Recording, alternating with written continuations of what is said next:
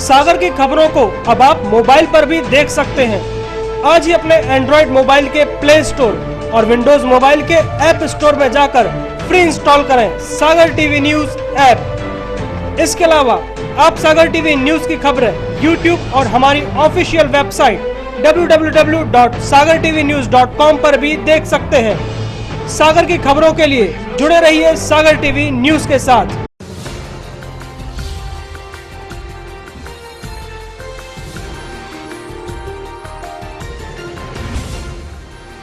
आप देख रहे हैं सागर टीवी न्यूज। नमस्कार, सागर टीवी न्यूज में आपका स्वागत है। मैं मधु नामदेव। आइए नजर डालते हैं दिन भर की खास खबरों पर। भाजपा के महापौर पद के उम्मीदवार अभय दरे की मुश्किलें बढ़ी। नामांकन के खिलाफ 4 लोगों ने दर्ज कराई आपत्तियां। गुरुवार को होगा फैसला। टिकट बंटवारे को लेकर भाजपा का अंतर्कलह आया सामने। 37 सालों से पार्टी की सेवा कर रहे पूर्व पार्षद बलराम कोरी ने पार्टी छोड़ने का किया फैसला। जल्द कांग्रेस में होंगे शामिल। स्वच्छ भारत अभियान के तहत जिले के कई प्राइवेट स्कूलों के शिक्षकों ने 3 मड़िया से बस स्टैंड तक लगाई झाड़ू लगाकर लोगों को स्वच्छता का दिया संदेश। आंगनवाड़ी चलो अभियान के तहत लक्ष्मीपुरा वार्ड स्थित आंगनवाड़ी केंद्र से निकाली गई रैली, रंगोली और मेहंदी प्रतियोगिताओं का किया गया आयोजन। जयसीनगर थाना अंतर्गत जमीनी विवाद को लेकर 2 पक्षों में हुई झड़प। एक व्यक्ति गंभीर रूप से हुआ घायल, जिला अस्पताल में कराया गया भर्ती। अब खबरें विस्तार से। भाजपा के महापौर पद के प्रत्याशी अभय दरे की मुश्किलें उस वक्त बढ़ गयीं, जब उनके नामांकन के खिलाफ निर्वाचन कार्यालय में 4 आपत्तियां दर्ज करा दी गयीं। इन आपत्तियों की सुनवाई कलेक्टर न्यायालय में हुई, जिसका फैसला आज 12 बजे सुनाया जाएगा। नगरीय निकाय के दावे आपत्तियों के दौरान जिला निर्वाचन कार्यालय के बाहर गुरुवार को नेता और वकीलों का मेला लगा रहा। वजह बनी भारतीय जनता पार्टी के महापौर पद के उम्मीदवार अभय दरे के नामांकन के खिलाफ 4 अलग अलग तरह की आपत्तियां लगाई गई हैं, जिसकी सुनवाई कलेक्टर ने शाम को की। आपत्तियों के मुताबिक उन पर जो आरोप लगाए गए हैं वो यह है कि अभय दरे के खिलाफ कोर्ट में मामला चल रहा है, जिसकी जानकारी उन्होंने अपने नामांकन फॉर्म में दर्ज नहीं कराई है। दूसरा यह है कि अभय दरे का नगर निगम से अनुबंध भी है।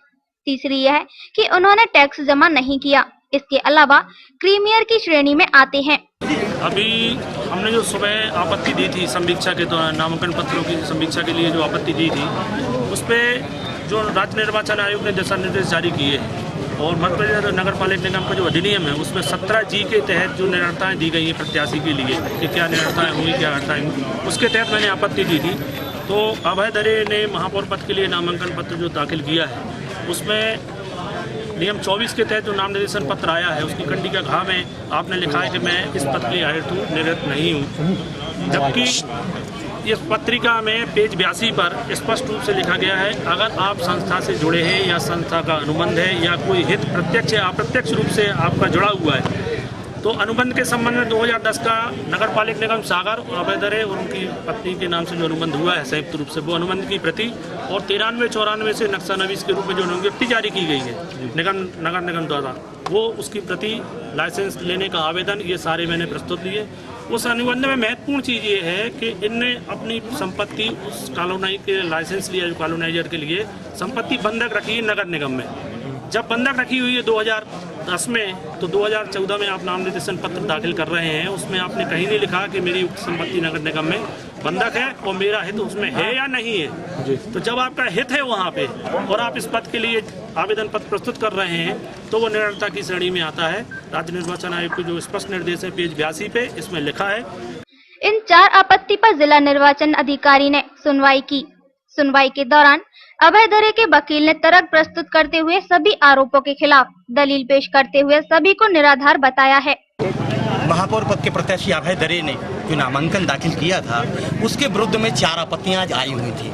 उन चारों आपत्तियों के अभय दरे जी की ओर से हम लोगों ने मैं शपथ पत्रों के जवाब पेश किए हैं। सबसे पहले मैं आपको ये बताऊं कि जितनी भी आपत्तियां आई हैं वो फॉल्स आई हैं। किसी भी आपत्ति का कोई भी जो है रिकॉर्ड, कोई भी सबूत या कोई ऐसी चीज माननीय कलेक्टर साहब जिला निर्वाचन के सामने पेश नहीं की गई है जिससे ये सिद्ध हो। उन्होंने पहला आरोप लगाया कि ये कॉलोनाइजर्स हैं, तो हम स्पष्ट कर दें कि हम प्राइवेट कॉलोनाइजर्स हैं, हम निगम के कोई कर्मचारी या निगम के हम कोई इंजीनियर नहीं हैं।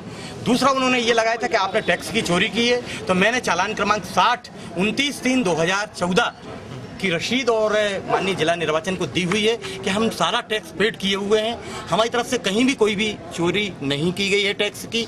तीसरा एलिगेशन उनका ये था कि इन्होंने क्रीमी लेयर में जो है वो जाति प्रमाण पत्र के, तो उस संबंध में बड़ा स्पष्ट है, शासन की भी गाइडलाइन है और आयोग की भी गाइडलाइन है कि क्रीमी लेयर के ऐसे लोग निर्वाचन के लिए पात्र होंगे केवल वो जो हैं सरकारी नौकरियों में मिलने वाली छात्रवृत्तियां या अन्य के लिए पात्र नहीं होंगे। तो हम सरकारी नौकरी के लिए आवेदक नहीं हैं, हम चूंकि महापौर पद के प्रत्याशी हैं, हम आयकर रिटर्न पेड हैं, ऑलरेडी हमारा इनकम टैक्स भी जाता है और इस हिसाब से हम जो है उस पात्रता में आ रहे हैं। आपराधिक प्रकरण का भी था। हाँ, आपराधिक प्रकरण के संबंध में इन्होंने जो बताया है तो उसके संबंध में वो स्टेट वर्सेस केस नहीं है, चूंकि वो परिवाद वाला केस है और राज्य निर्वाचन आयोग और जिला निर्वाचन की तरफ से जो नामांकन पत्र की हमें जो पत्रिका दी गई थी और जो निर्वाचन का शपथ पत्र दिया गया था, उस शपथ पत्र में कहीं भी परिवाद को लिखने का या उसका उल्लेख करने का कहीं भी कालम नहीं है। ऐसी स्थिति में और उसमें भी जो कालम दिए हुए हैं उन कालमों में ऑलरेडी ये लिखा हुआ है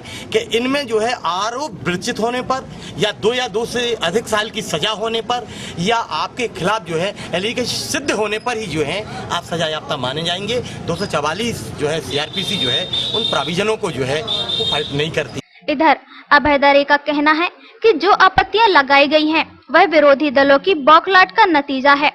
मीडिया ने उनसे जब यह पूछा कि भाजपा का एक बड़ा खेमा उनके खिलाफ लामबंद है और वह नामांकन के खिलाफ सबूत जुटाने में लगा हुआ है, तो अभय दरे का कहना था कि ऐसा किसी भाजपाई ने नहीं किया। मेरे जो अन्य प्रतिद्वंदी जो है जा रहे थे चुनाव में, उनकी बौखलाहट है और मुझे लग रहा है कि अंदर झूठे आरोप लगा के वो मुझे परेशान करने की प्रक्रिया उन्होंने बना रखी है। आपके दल के नहीं, बाहरी दल के। देखिए, कांग्रेस की तरफ से तो कोई अभी तक वो आई नहीं है इस तरह से, अगर आए तो वो इतनी वो नहीं आई है। कांग्रेस दल से भी आपत्ति आई है।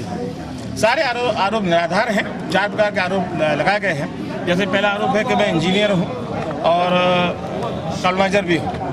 ये ठीक है, मैं इंजीनियर हमारे पास नगर निगम का इंजीनियर नहीं हूँ, नगर निगम में रजिस्टर्ड हूँ। चूँकि मैं सागर निगम क्षेत्र में कार्य करता हूँ तो वहाँ से रजिस्ट्रेशन मेरा है। मेरे द्वारा नगर निगम से ना कोई आय मैंने ली है, ना कोई ठेका लिया है, ना कोई टेंडर कभी भरा है। एक लाइसेंस फॉर इंजीनियर का है जो भी मैं अपने व्यक्तिगत कार्य के लिए इस्तेमाल करता हूँ। मैं एक्चुअली कंसल्टेंट भी बाहर की कंसल्टेंसी नहीं करता, स्वयं अपने कार्य के लिए लाइसेंस का इस्तेमाल करता हूँ। दूसरा उन्होंने कहा है कि कॉलोनाइजर है, तो कोई ऐसा तो है नहीं मेरे ख्याल से कोई एक्ट में कि कोई कॉलोनाइजर कभी कोई जनप्रतिनिधि के चुनाव नहीं लड़ सकता। यह आरोप बिल्कुल निराधार है। तीसरा आरोप उन्होंने एक परिवाद का लगाया हुआ है, वो भी सरासर गलत है। एक्चुअली वो परिवाद एक प्राइवेट कंप्लेंट है, पुलिस द्वारा रजिस्टर्ड कंप्लेंट नहीं है और वो परिवाद भी सक्षम न्यायालय ने निरस्त कर दिया था।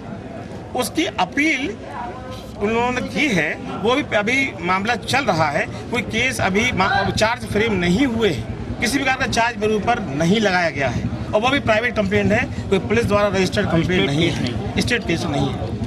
भाई साहब, मकसद क्या है इसके पीछे, मतलब क्या मुझे लगता है कि जो बाहरी दल हैं, जो दूसरे दल हैं, वो मुझे मानसिक रूप से परेशान करने के लिए सब आरोप लगा रहे हैं और वो नहीं चाहते कि शहर का विकास हो।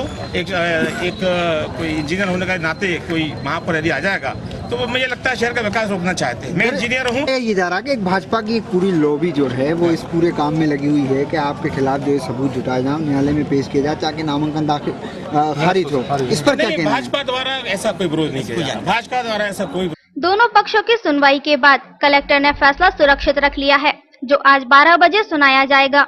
बहरहाल गुरुवार को यह पूरा मामला दिन भर चर्चा का विषय बना रहा और लोग कमला बुआ के चुनाव को याद करते हुए यह कहते हुए दिखे कि कहीं पिछली बार की तरह इस बार भी महापौर पद का मामला कोर्ट कचहरी के चक्कर में ना फंस जाए। नगरीय निकायों में टिकट बंटवारे को लेकर भाजपा में असंतोष थमने का नाम नहीं ले रहा है। गुरुवार को भाजपा के वरिष्ठ नेता बलराम कोरी ने पार्टी छोड़ने की घोषणा कर दी है। अब वे कांग्रेस में जा सकते हैं। नगरीय निकाय चुनावों के टिकट बंटवारे के बाद भाजपा को खुद की पार्टी के कार्यकर्ताओं की नाराजगी का सामना करना पड़ रहा है। पार्टी के अंदर उपजा असंतोष थमने का नाम नहीं ले रहा है। गुरुवार को भाजपा के एक और वरिष्ठ कार्यकर्ता और पूर्व पार्षद बलराम कोरी ने पार्टी छोड़ने की घोषणा कर दी है। उन्होंने पूर्व मंत्री व कांग्रेस के वरिष्ठ नेता प्रकाश जैन से मुलाकात भी की, साथ ही कांग्रेस ज्वाइन करने की इच्छा जाहिर की है।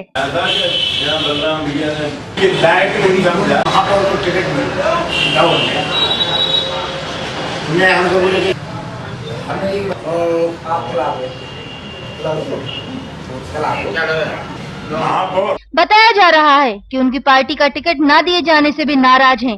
सागर टीवी न्यूज संवाददाता से बात करते हुए उन्होंने बताया कि वे पिछले 37 सालों से पार्टी के कर्मठ कार्यकर्ता रहे हैं और बुरे दिनों में उन्होंने पार्टी का कभी साथ नहीं छोड़ा है, लेकिन पार्टी ने उन्हें टिकट देने से मना कर दिया।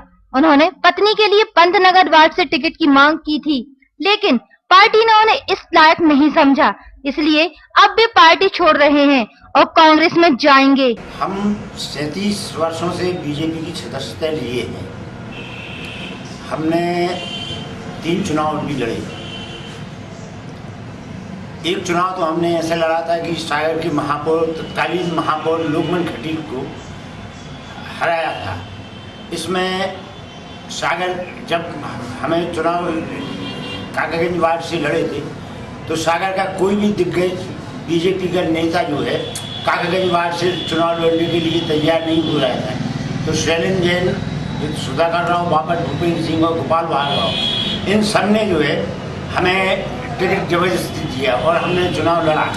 उसमें हम जीते।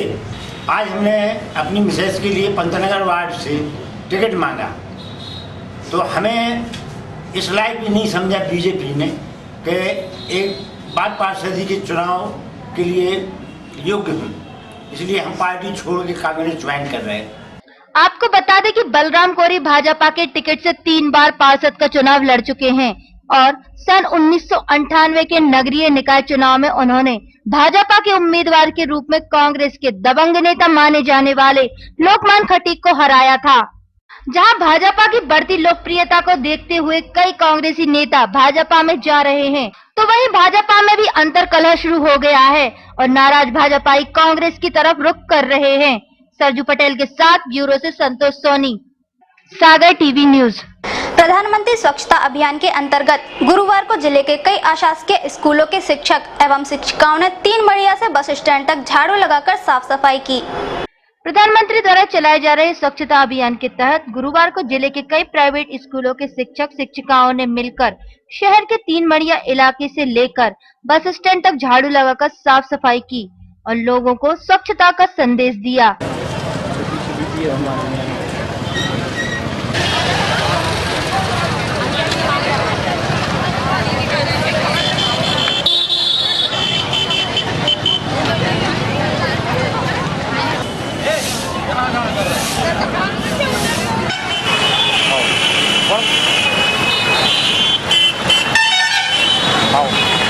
इस संबंध में एक शिक्षक ने बताया कि प्रधानमंत्री ने देश को स्वच्छ रखने के लिए भारत स्वच्छता अभियान चलाया है। उसी को लेकर आज उन शिक्षक शिक्षिकाओं ने यहां आकर साफ सफाई की है। उनका मानना है कि शिक्षक लोगों को शिक्षित करता है और अगर आज वह खुद हाथ में झाड़ू लेकर देश को साफ करने निकलता है तो इसका प्रभाव लोगों पर जरूर पड़ेगा, जिससे भारत को स्वच्छ बनाया जा सकेगा। हम ये समझते हैं ऐसे स्कूल शिक्षक इसमें इन्वॉल्व इसीलिए हैं कि हमको इंस्ट्रक्शंस सिर्फ एक इंस्ट्रक्शन के हिसाब से हम नहीं कर रहे हैं, ये हमारी कर्तव्य समझ के करते हैं। सागर शहर को और स्वच्छ रखने के लिए हमारे बच्चों, जैसे कि हम बच्चों को लेके स्कूल में पढ़ाते हैं तो बच्चों को रिलेटेड ये एक कार्यक्रम है। बच्चे अगर स्वच्छ रहेंगे तो अपनी मानसिक और सब चीज़ बढ़ा के अच्छे पढ़ाई कर सकते हैं। उसी को मद्देनजर रखते हुए सागर के सभी शिक्षक, सभी स्कूल इसमें एकजुट है और ये जो फोरम सहोदया सागर की एक फोरम बनाई गई है, CBSE स्कूल्स, जितने भी CBSE स्कूल्स इसमें हैं और इस मुहिम में सभी ने ये अपना हाथ दिया कि हम भी सागर शहर को और स्वच्छ बनाने में योगदान दें। इस बात से इनकार नहीं किया जा सकता कि जब जब शिक्षक ने ठाना है तब तब देश बदला है। शिक्षकों द्वारा उठाए गए ये कदम वास्तव में सराहनीय है। हमें उम्मीद है कि लोग देश को स्वच्छ बनाने जरूर आगे आएंगे। वीडियो जर्नलिस्ट नवीन सोनी के साथ हेमंत रायकवार, सागर टीवी न्यूज। आंगनबाड़ी चलो अभियान के तहत शहर के लक्ष्मीपुरा वार्ड क्रमांक 85 में आंगनबाड़ी कार्यकर्ताओं द्वारा रैली निकाली गई और हाथों में बैनर और पोस्टर लेकर लोगों को आंगनबाड़ी चलो का संदेश दिया गया। आंगनबाड़ी चलो अभियान के तहत गुरुवार को शहर के लक्ष्मीपुरा आंगनबाड़ी केंद्र क्रमांक 85 की कार्यकर्ताओं द्वारा रैली निकाली गई, जिसमें बैनर पोस्टरों के माध्यम से लोगों को आंगनबाड़ी चलो का संदेश दिया गया। वार्ड में रैली करने के बाद आंगनबाड़ी केंद्र में रंगोली, मेहंदी और प्रश्नोत्तरी की प्रतियोगिता आयोजित की गई। इस प्रतियोगिता में वार्ड की ही महिलाओं और किशोरी बालिकाओं ने बढ़ चढ़कर भाग लिया।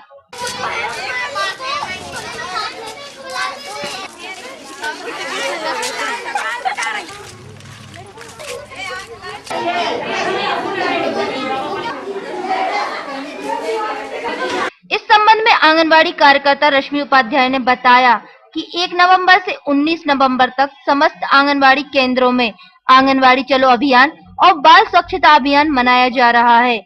इन 19 दिनों में रोज एक नया कार्यक्रम आयोजित किया जाना है। उसी के चलते आज 13वें दिन किशोरी मेले का आयोजन किया गया था। समस्त आंगनबाड़ी केंद्रों में 1 नवंबर से 19 नवंबर तक आंगनबाड़ी चलो अभियान एवं बाल स्वच्छता कार्यक्रम का आयोजन किया जा रहा है। उसके अंतर्गत 19 दिन की अलग अलग गतिविधियां हैं, जिसमें आज 13वें दिन है और आज किशोरी मेला का आयोजन किया जाना था, जिसमें किशोरी बालिकाओं के द्वारा विभिन्न आयु वर्ग की 11 से 18 साल की जो बालिकाएं हैं, किशोरी बालिकाएं, उनके द्वारा आंगनबाड़ी केंद्र में गतिविधियां की गई, जिसमें मेहंदी का कंपटीशन हुआ, रंगोली का कंपटीशन हुआ और भी कुछ क्वेश्चन वगैरह, प्रश्नावली जो हुई, क्विज, वो सब कंपटीशन हुए हैं। सागर टीवी न्यूज में वक्त हो चला है छोटे से ब्रेक का। ब्रेक के बाद भी खबरों का सिलसिला यूं ही जारी रहेगा, तो देखते रहिए सागर टीवी न्यूज।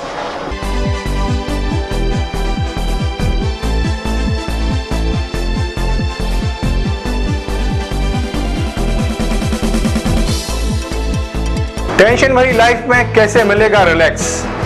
कैरियर को लेकर अगर हो रही है चिंता, तो कौन दिखाएगा सही रास्ता? कैसा रहेगा आज आपका दिन और क्या रहेगी ग्रहों की चाल? खाना खाने का और खिलाने का अगर रखते हैं शौक, कैसे बनाएंगे अपनी रसोई को बेहतर? और जब घर बैठे करना हो तीर्थों के दर्शन और ईश्वर की भक्ति में डूबने का हो पूरा मन, तो फिर देखिए सागर टीवी न्यूज पर 6 नए कार्यक्रम।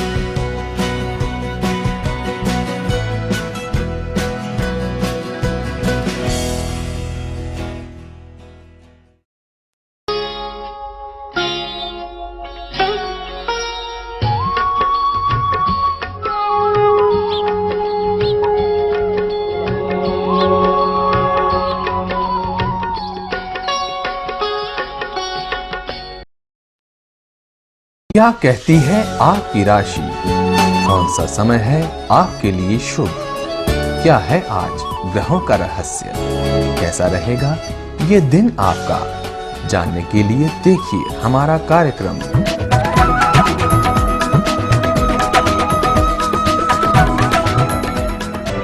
सागर की खबरों को अब आप मोबाइल पर भी देख सकते हैं। आज ही अपने एंड्रॉइड मोबाइल के प्ले स्टोर और विंडोज मोबाइल के ऐप स्टोर में जाकर फ्री इंस्टॉल करें सागर टीवी न्यूज ऐप। इसके अलावा आप सागर टीवी न्यूज की खबरें YouTube और हमारी ऑफिशियल वेबसाइट www.sagartvnews.com पर भी देख सकते हैं। सागर की खबरों के लिए जुड़े रहिए सागर टीवी न्यूज के साथ।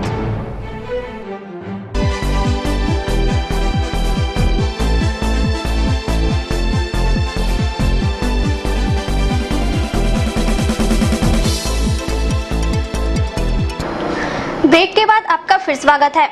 जैसी नगर क्षेत्र के राजघाट बारौदा गांव में जमीनी विवाद को लेकर दो पक्षों में झगड़ा हो गया, जिसमें एक व्यक्ति घायल हो गया, जिसका इलाज जिला अस्पताल में चल रहा है। जैसीनगर थाना क्षेत्र के राजघाट बारौदा गांव में बुधवार की सुबह जमीनी विवाद को लेकर दो पक्षों में झगड़ा हो गया, जिसमें एक व्यक्ति घायल हो गया, जिसका इलाज जिला अस्पताल में चल रहा है। जैसीनगर पुलिस से मिली जानकारी के मुताबिक राजघाट बारौदा गांव निवासी जगदीश अहिरवार और धर्मेंद्र अहिरवार का जमीन पर नाली खोदने पर से विवाद हो गया था। मारपीट के दौरान जगदीश अहिरवार को गंभीर चोटें आई हैं, इसलिए उसे जिला अस्पताल में भर्ती कराया गया है और पुलिस ने दोनों पक्षों पर प्रकरण दर्ज कर लिया है और मामले की जांच शुरू कर दी है। वहीं इस विवाद में घायल हुए जगदीश अहिरवार से सागर टीवी न्यूज ने झगड़े की वजह जाननी चाहिए तो उसका कहना था कि धर्मेंद्र और राजेंद्र अहिरवार ने हमारी जमीन पर नाली खोद दी है, जिसका विरोध करने पर उन लोगों ने लोहे की रॉड से हमला कर दिया। हमारी जमीन भी अपने कब्जे में खोद के नाली खोद रहे थे। घर की जमीन है जो वो पैसे धर्मेंद्र ने और राजेंद्र ने मुझे आकर लाठी मारी। किस बात को लेकर हुआ है? जी जमीन पे से हमारी जमीन कब्जे में कर रहे थे, जिस पे से मारा। हमने कल थाने गए थे, रिपोर्ट करी, वहाँ से हमें यहाँ रेफर कर दिया अस्पताल में दिल्ली में। तो कल से हमारा कोई सही दवाई नहीं हो रही है, हमें दर्द ज़्यादा हो रहा है और 1 घंटा से यहाँ खड़े एक्सरे भी नहीं उतर रहा हमारा। नगरीय निकाय चुनाव को लेकर जिला कांग्रेस कार्यालय में कांग्रेस जनों की गुरुवार को बैठक हुई। बैठक में चुनाव लड़ने के लिए रणनीति तैयार की गई। गुरुवार को 332 स्थित कांग्रेस कार्यालय में कांग्रेस जनों की बैठक आयोजित हुई। बैठक की अध्यक्षता कांग्रेस की जिला अध्यक्ष रेखा चौधरी ने की। बैठक में मुख्य रूप से नगरीय निकाय चुनाव को लेकर रणनीति पर चर्चा की गई, साथ ही भाजपा को घेरने की भी रणनीति पर विचार किया गया। बैठक में ग्रामीण कांग्रेस अध्यक्ष हीरा सिंह राजपूत, पूर्व मंत्री प्रकाश जैन, पूर्व विधायक उत्तम चंद्र खटीक, महापौर पद के प्रत्याशी जगदीश यादव सहित कई वरिष्ठ कांग्रेसी कार्यकर्ता उपस्थित रहे। गुरुवार का दिन पिछले 3-4 दिनों की अपेक्षा नरम गरम बना रहा। सुबह के वक्त भी सामान्य ठंडक महसूस की गई थी। पारा भी स्थिर बना रहा। इस दौरान उमस से आम जनजीवन प्रभावित हुआ। गुरुवार को शहर का मौसम नरम गरम बना रहा। पिछले 3-4 दिनों की अपेक्षा आज सुबह के वक्त ठंडक कम महसूस की गई और तापमान भी स्थिर बना रहा। इस बीच उमस से भी शहर का जनजीवन बेहाल बना रहा। पिछले 2 दिन से आसमान में बादलों के छाए रहने से वर्षा होने के कयास लगाए जा रहे थे, लेकिन आज सुबह से आसमान साफ बना रहा और हवाएं भी लगभग शांत बनी रहीं। मौसम वैज्ञानिकों का इस संबंध में कहना है कि मानचित्र के अध्ययन से यह पता चल रहा है कि इन दिनों रातें सर्द रहेंगी और दिन का मौसम सामान्य रहेगा। दिसंबर से ही ठंडक में बढ़ोतरी होगी। अब जहां लोगों ने गर्म कपड़े पहनने शुरू ही नहीं किए हैं, वहीं बीते सालों में लोग गर्म कपड़े निकालने लगते। गुरुवार को शहर का अधिकतम तापमान 30.6 डिग्री सेल्सियस दर्ज किया गया, जो सामान्य से 3 डिग्री सेल्सियस अधिक रहा। तो न्यूनतम तापमान 20 डिग्री सेल्सियस दर्ज किया गया, जो सामान्य से 2 डिग्री सेल्सियस ज्यादा रहा। आर्द्रता औसत 50% मापी गई। संतोष सोनी, सागर टीवी न्यूज। अब वक्त हो चला है राशिफल का, तो आइए देखते हैं क्या कहते हैं आपके तारे और क्या कहती है ग्रहों की चाल।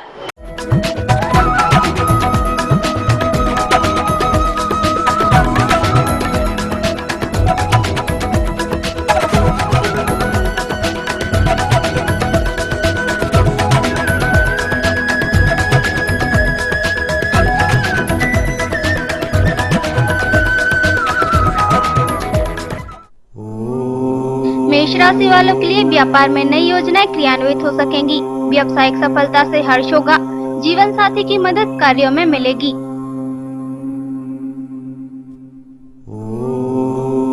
वृष राशि वालों के लिए सैर सपाटे के योग बनेंगे। सामाजिक सम्मान बढ़ेगा। दुस्साहस हानिकारक हो सकता है। शुभ समाचार उत्साह बढ़ाएंगे। मिथुन राशि वालों के लिए बौद्धिक चिंतन से आशंकाएं दूर होंगी। व्यापार में नए प्रस्ताव से लाभ के योग बनेंगे। स्वास्थ्य के प्रति लापरवाही ना करें। कर्क राशि वालों के लिए अर्थ लाभ होगा। यात्रा में अपनी वस्तुएं संभाल कर रखें। विश्वसनीय व्यक्ति का सहयोग मिलेगा। सुख के साधनों की प्राप्ति का योग बनेगा। सिंह राशि वालों के लिए व्यापार अच्छा चलेगा। कार्य में नीरसता की समाप्ति तथा उत्साह की वृद्धि होगी। जीवन साथी से संबंधों में अनुकूलता बढ़ेगी। कन्या राशि वालों के लिए माता से विवाद हो सकता है। आसानी से काम होने की स्थिति नहीं रहेगी। वैचारिक असंतोष रहेगा। व्यापारिक सौदे आपके पक्ष में नहीं हो पाएंगे। तुला राशि वालों के लिए बोलचाल, स्वभाव में क्रोध, चिड़चिड़ाहट रहेगी।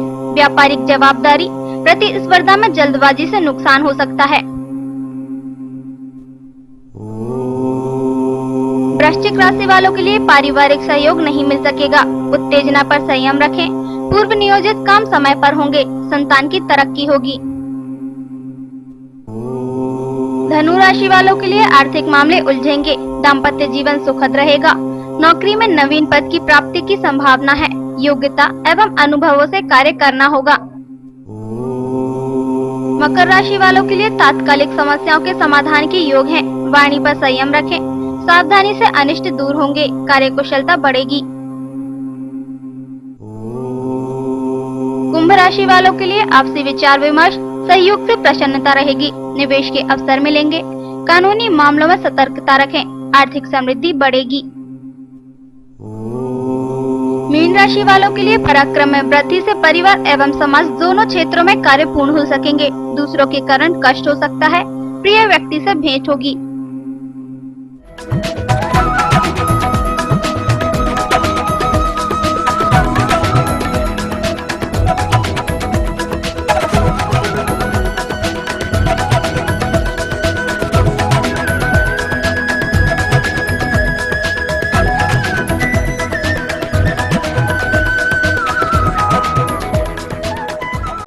आइए देखते हैं आज की अमृतवाणी।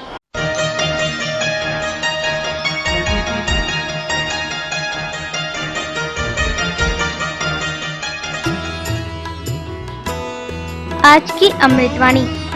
हम समझते हैं कम और समझाते हैं ज्यादा, अर्थात इसलिए सुलझते हैं कम और उलझते हैं ज्यादा।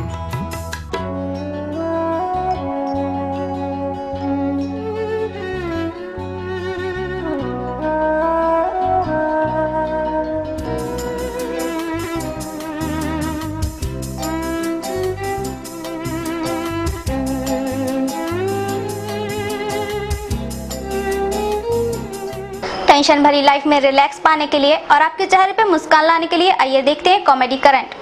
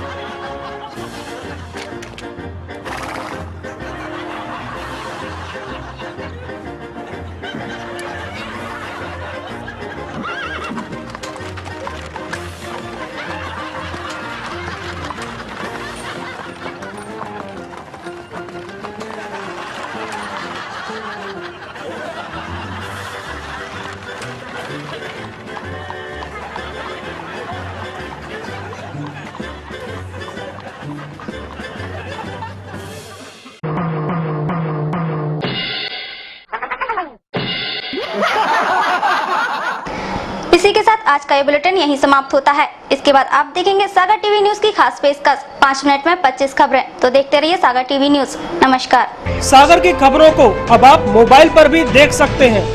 आज ही अपने एंड्रॉइड मोबाइल के प्ले स्टोर और विंडोज मोबाइल के ऐप स्टोर में जाकर फ्री इंस्टॉल करें सागर टीवी न्यूज ऐप। इसके अलावा आप सागर टीवी न्यूज की खबरें YouTube और हमारी ऑफिशियल वेबसाइट www.sagartvnews.com पर भी देख सकते हैं। सागर की खबरों के लिए जुड़े रहिए सागर टीवी न्यूज के साथ।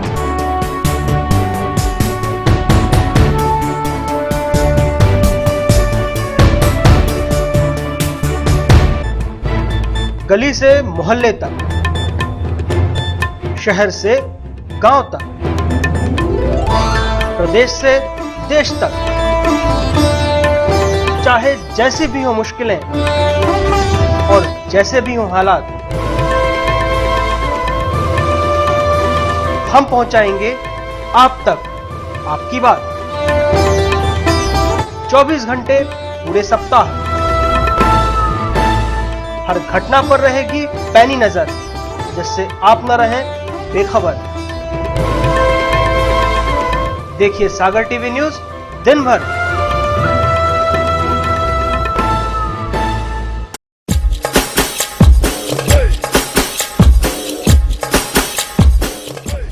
विज्ञापन ही व्यापार का आधार है। सागर के नए न्यूज चैनल सागर टीवी न्यूज में विज्ञापन देने के लिए संपर्क करें 4707779301532155।